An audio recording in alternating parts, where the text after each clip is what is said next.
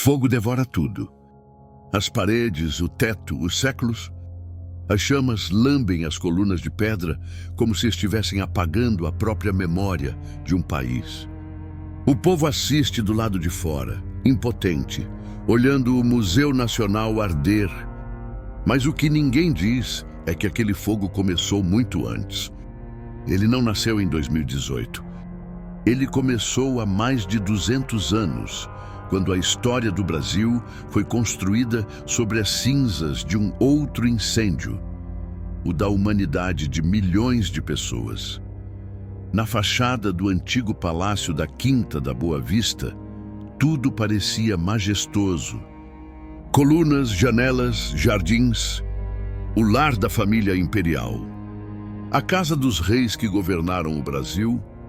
Mas o que ninguém costuma lembrar é que aquele palácio não foi construído por reis, e sim por correntes.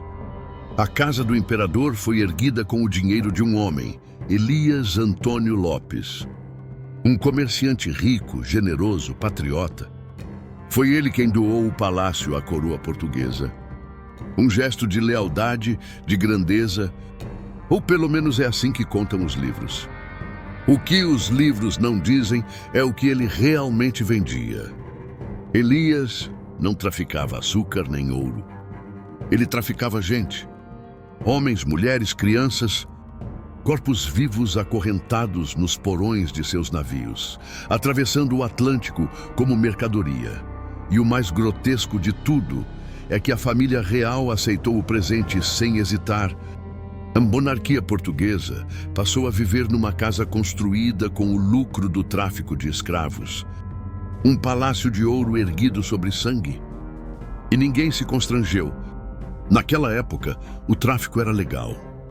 Mas o símbolo é o que importa. O gesto de um traficante coroando um rei resume bem a origem do Brasil. Um país onde a coroa e as correntes sempre andaram de mãos dadas. Quando Dom João VI chegou ao Brasil, fugindo de Napoleão, encontrou aqui uma terra fértil para seus negócios. O tráfico prosperava e os portos fervilhavam de embarcações vindas da África. A cidade do Rio de Janeiro virou o coração do comércio de gente. Cada navio que chegava trazia centenas de vidas, amontoadas, doentes, feridas, para alimentar o império. E quando Portugal finalmente quis abolir o tráfico, o Brasil escolheu o contrário. As elites daqui olharam para as correntes e viram nelas uma coroa. Em 1822, enquanto o mundo discutia liberdade, o Brasil proclamava sua independência com a escravidão como base. O grito às margens do Ipiranga não libertou ninguém. Pelo contrário, ele garantiu que a escravidão continuasse. Dom Pedro I, o herói dos livros, firmou um pacto silencioso com os senhores de engenho e os traficantes. O Brasil seria livre de Portugal, mas não dos grilhões. Essa foi a primeira grande aposta do país, e a mais cruel. Apostamos em um futuro preso ao passado, e o tempo mostrou o preço. A escravidão não era apenas um sistema econômico. Era uma ideia, um modo de pensar. Um vírus que se espalhou pela alma da nação. Enquanto outros países libertavam seus povos, o Brasil dobrava a aposta. Continuava construindo sua riqueza sobre o sofrimento de corpos negros. E assim nascia o Império. Uma monarquia tropical que falava em progresso, mas respirava o ar pesado dos porões negreiros. No brasão imperial, havia folhas de café e tabaco entrelaçadas. As riquezas do país diziam, mas ninguém perguntava quem colhia o café, quem cortava o tabaco, quem sangrava debaixo do sol para sustentar aquela coroa dourada, porque no fundo a coroa do império era feita de ferro batido em feridas, moldado em dor. A cada pedra do palácio, um nome esquecido. A cada vitral, um rosto apagado. Dizem que a independência foi um ato de coragem. Mas o que uniu as províncias brasileiras não foi o amor à pátria, foi o medo. O medo do Haiti. O medo de uma revolta de escravizados que pudesse virar o país de cabeça para baixo. O medo de perder a coroa. Foi o medo que criou o Brasil. Um país que preferiu a estabilidade da corrente à incerteza da liberdade. E quando alguém tentava quebrar os elos, era silenciado.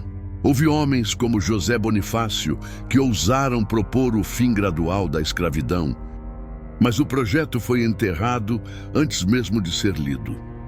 A elite não queria mudança. Queria poder. E quando o imperador dissolveu a Constituinte, deixou claro quem mandava.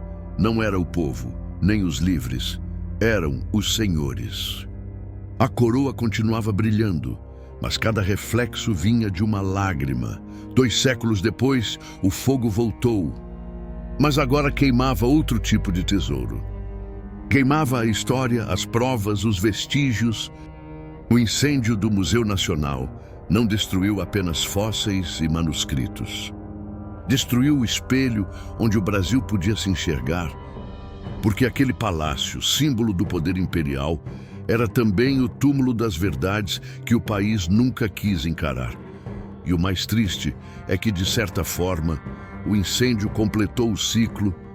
O palácio, dado por um traficante, foi consumido pelo fogo, o mesmo fogo que um dia queimou as senzalas, que apagou nomes, que destruiu rostos.